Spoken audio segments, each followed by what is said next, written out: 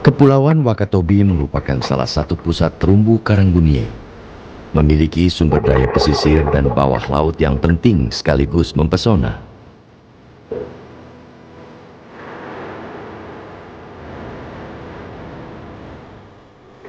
Di kawasan inilah, jaringan konservasi dikelola dan direncanakan dengan seksama untuk mempertahankan kekayaan alam yang tersisa.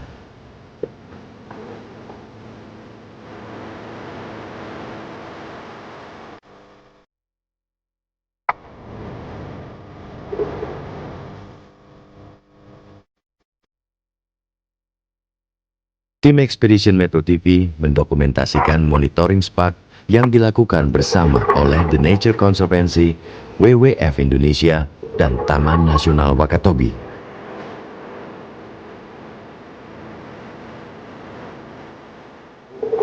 Sebuah langkah dalam melestarikan dan mengelola sumber daya alam demi kesejahteraan manusia.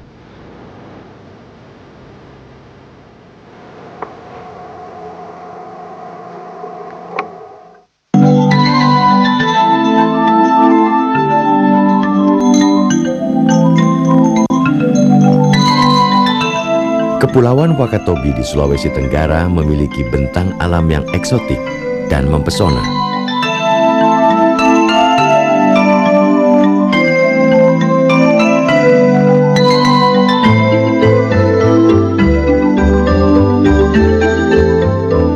Terbagi dalam 4 pulau besar, yaitu Wangi-Wangi, Kaledupa, Tomia, dan Binongko. Sisanya adalah gugusan pulau dengan atol terpanjang di dunia.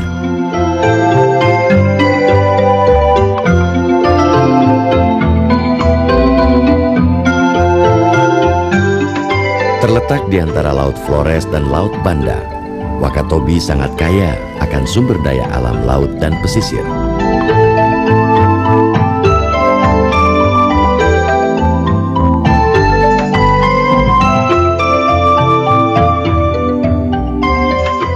Luas wilayahnya mencapai 1,39 juta hektar dengan 97% bagiannya adalah lautan.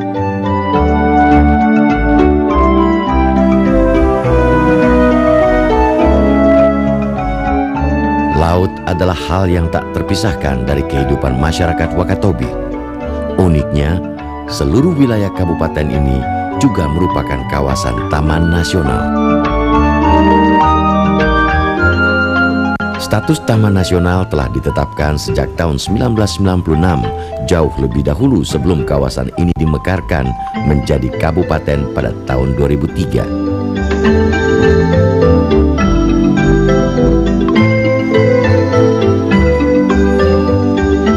Untuk mendukung penataan ruang serta pengelolaan kawasan konservasi, 2 LSM lingkungan telah menjalankan berbagai program di Wakatobi.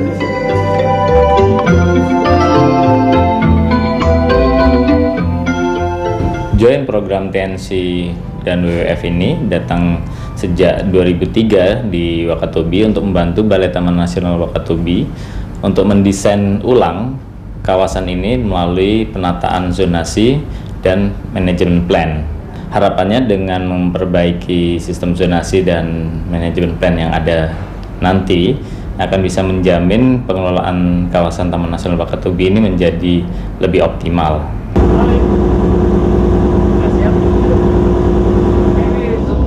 Hari menjelang siang, ketika kapal Menami meninggalkan pelabuhan Wanci.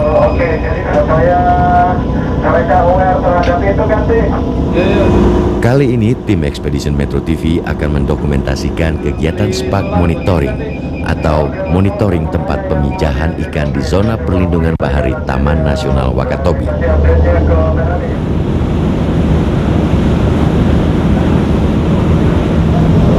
Menami, kapal yang selama ini difungsikan sebagai pos pengawasan terapung Balai Taman Nasional Wakatobi, melaju dengan kecepatan sedang.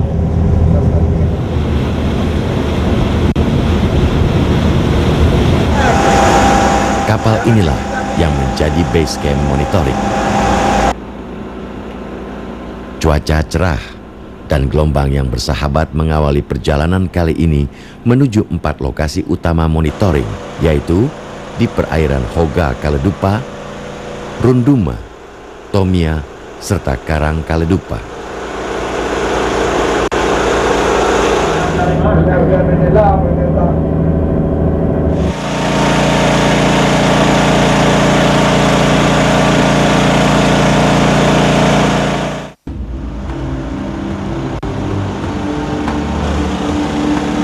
Purwanto dari TNC bersama dua petugas Taman Nasional yaitu Putu Swastawa dan Laode Orba adalah tim inti monitoring SPAK yang dilakukan 1 bulan sekali. Jadi setiap bulan purnama kita lakukan di tempat-tempat yang telah kita identifikasi sebagai pemijahan ikan itu secara rutin kita lakukan. Jadi di situ ada beberapa spesies target yang selalu kita monitor untuk pemijahannya. Jadi kita tahu ada berapa induk atau berapa kumpulan ikan yang akan melakukan pemijahan itu. Kalau dalam keadaan normal itu ada misalnya 5 atau 10 ekor.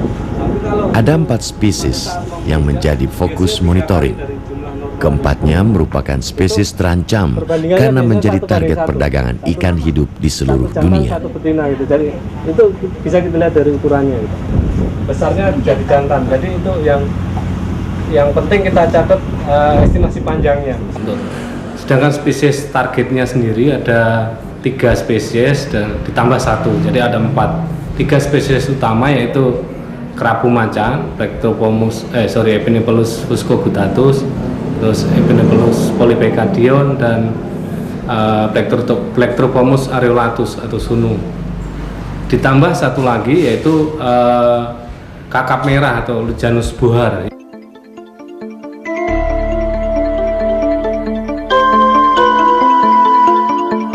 Dengan menggunakan speed, tim mendekati titik-titik penyelaman.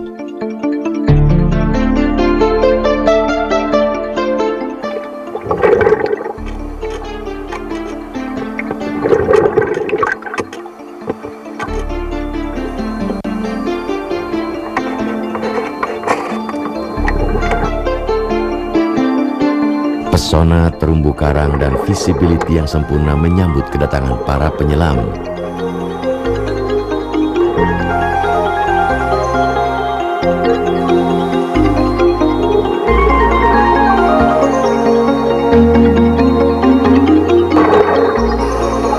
Inilah kehidupan alam bawah laut Wakatobi yang dikenal sebagai jantung dari segitiga karang dunia.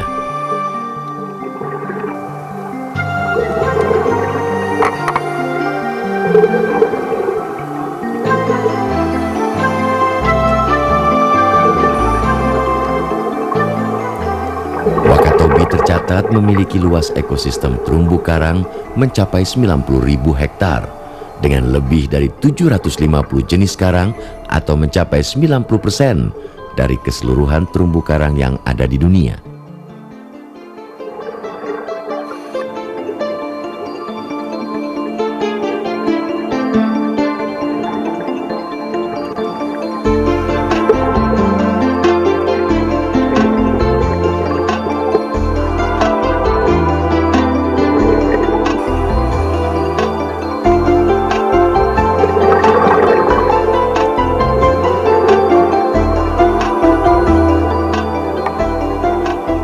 Menjadi habitat bagi lebih dari 942 jenis ikan serta satwa laut unik lainnya seperti penyu yang masih cukup banyak ditemui di kawasan ini.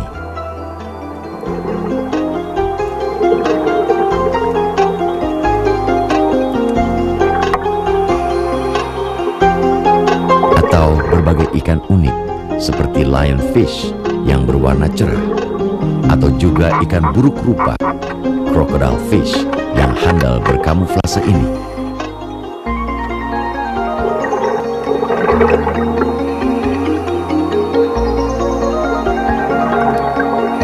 Tak hanya indah, kawasan ini merupakan kawasan yang sangat penting untuk dilestarikan.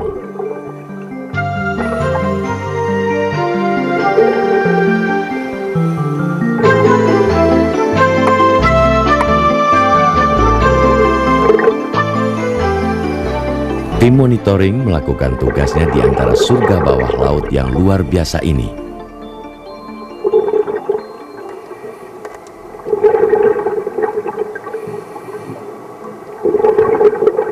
Teknis monitoring, pelaksanaan monitoring di lapangan sendiri mungkin seperti yang kemarin kita lakukan itu kita estimasi panjang, satu orang mencatat untuk estimasi panjang sama tanda-tanda pemijahan, yang satu untuk mengcounting jumlah berapa ekor yang ada gitu.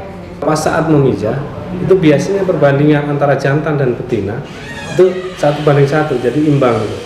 Lain halnya kalau dia kumpul kecil semua atau besar semua, nah itu walaupun dalam kumpulan besar tapi bukan menunjukkan pemijahan ataupun tidak sehat lah untuk suatu daerah gitu.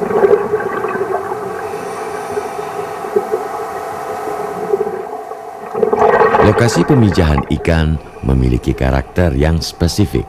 Biasanya di daerah Tanjung yang selalu berarus, juga Teluk dengan topografi dasar yang berlubang-lubang tempat ikan-ikan bersembunyi.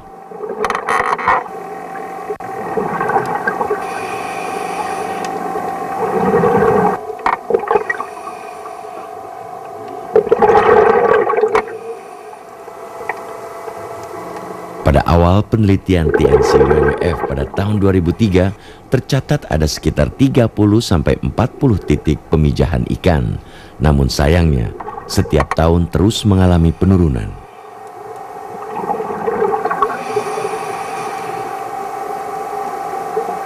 Tetapi karena mungkin pemanfaatan yang terlalu berlebih atau ada gangguan-gangguan dari manusia ataupun pemakaian alat tangkap yang merusak, itu jadi tempat-tempat pemijahan tadi sudah tidak berfungsi lagi gitu. Hanya ada dari 30-an titik tadi kira-kira 12, dan dari 12 kita survei terus tahun 2004-2005 itu ternyata tinggal 4 yang secara fungsional masih berfungsi gitu. Ini yang kita monitor terus, kita monitor secara rutin itu. Kenapa ini selalu kita monitor? Karena tempat pemijahan ikan itu merupakan salah satu yang paling penting untuk di suatu kawasan itu. Kita bisa bayangkan kalau ikan yang mau memijah atau mau bertelur itu terganggu oleh nelayan, betapa ruginya kita atau perikanan itu sendiri gitu. Karena yang tadinya kita harapkan akan ada suplai dari benih, suplai dari telur ikan, anakan ikan itu nggak akan terjadi gitu.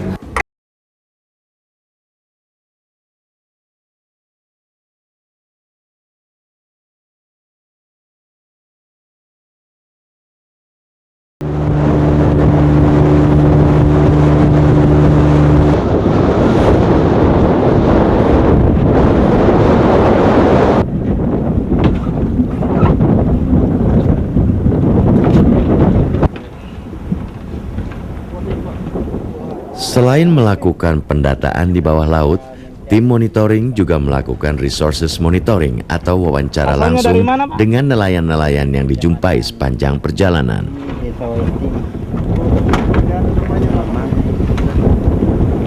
Kalau juraganya siapa namanya? Salah satunya dilakukan dengan turun ke kawasan Huma atau gubuk nelayan yang berada di kawasan atol.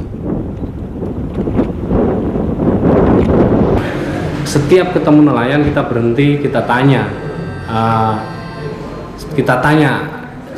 kita catat posisinya di mana, terus kita tanya siapa namanya, asalnya dari mana, dengan alat apa, hasilnya berapa gitu.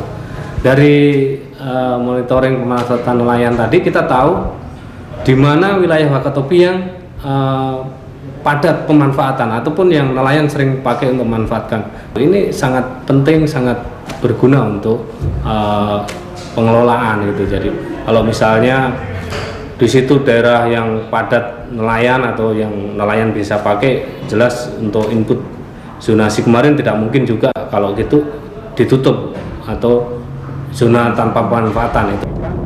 Sekarang kita masukkan ke dalam form data yang akan kita entry ke komputer. Sebelumnya setelah dari lapangan kita tentang jumlah, yang kedua catatan tentang panjang ikan. Setiap data yang dihasilkan dari monitoring menjadi informasi penting dalam penyusunan ataupun revisi sistem zonasi. dan RSN-nya 4, WhatsApp-nya 2. Jadi kita untuk zonasi sendiri, kita mencoba mencari keseimbangan antara tujuan kelestarian sumber daya alam yang ada di Wakatobi dengan keseimbangan dengan pemanfaatan nelayan. Jadi jangan sampai sumber daya terlindungi atau lestari tapi masyarakat tidak gitu. Jadi ini yang zonasi ini merupakan titik kesepakatan atau keseimbangan antara kelestarian dengan pemanfaatan.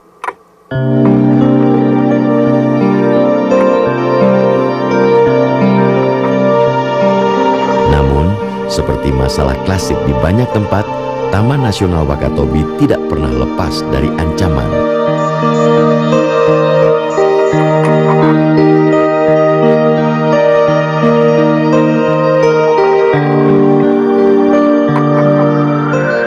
Walau telah mengalami penurunan, kerusakan akibat pemboman yang marak terjadi beberapa tahun lalu masih menyisakan jejak di beberapa tempat.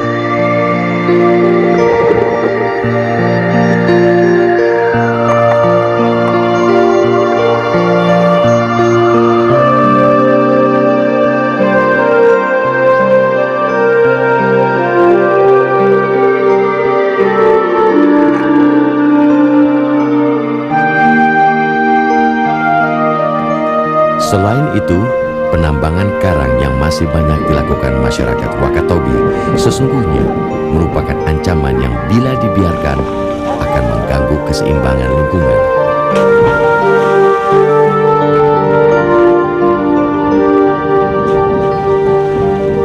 Kerusakan yang terjadi di wilayah pesisir dan Laut Wakatobi sampai saat ini masih terjadi juga ya. Nah, ini juga merupakan proses yang tidak seperti membalikkan telapak tangan yang 1-2 hari kemudian bisa diselesaikan. Ini karena proses pendidikan bagi seluruh warga itu menjadi penting.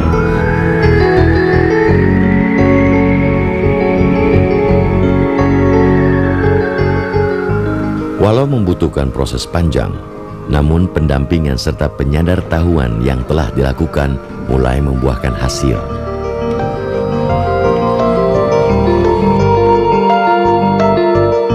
Perlahan-lahan banyak nelayan Wakatobi mulai meninggalkan metode-metode yang merusak alam.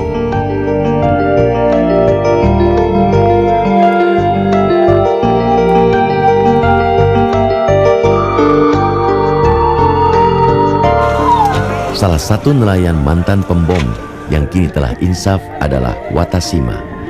Pria setengah baya ini bahkan sekarang memimpin kelompok nelayan di kampung Numana Wangi-Wangi untuk berhenti merusak laut dan menangkap ikan dengan cara yang lebih baik.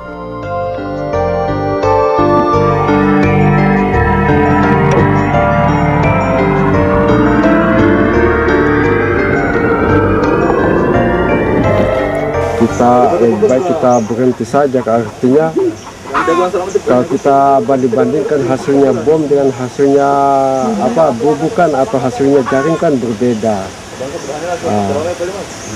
Pendapatan kita kan jauh lebih besar daripada pendapatannya bubu ataupun kita memancing. Jadi lebih baik kita istirahat lah, kesian kita punya teman-teman yang tidak mengerjakan bom. Dan juga resikonya besar. Artinya resikonya kan meledak di tangan mati, ditangkap petugas penjara.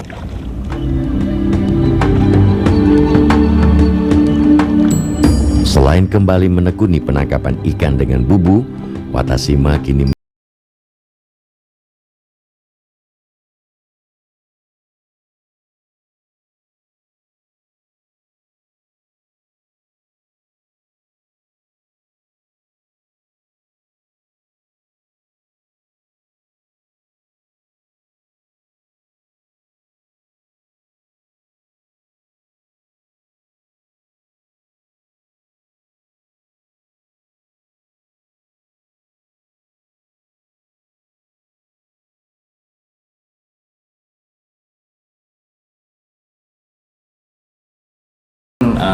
tingkat recovery yang sangat tinggi, sehingga dalam waktu 2 tahun saja lokasi-lokasi tersebut mengalami perbaikan.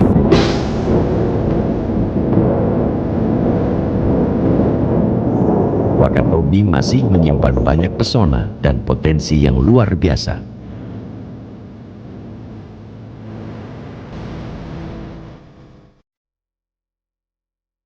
Laut serta pesisirnya telah memberi begitu banyak manfaat. Perjalanan masihlah panjang. Kerja keras belum boleh usai. Namun semoga saja suatu saat nanti Wakatobi bisa membuktikan bahwa kelestarian alam dan kesejahteraan masyarakat bisa seiring sejalan.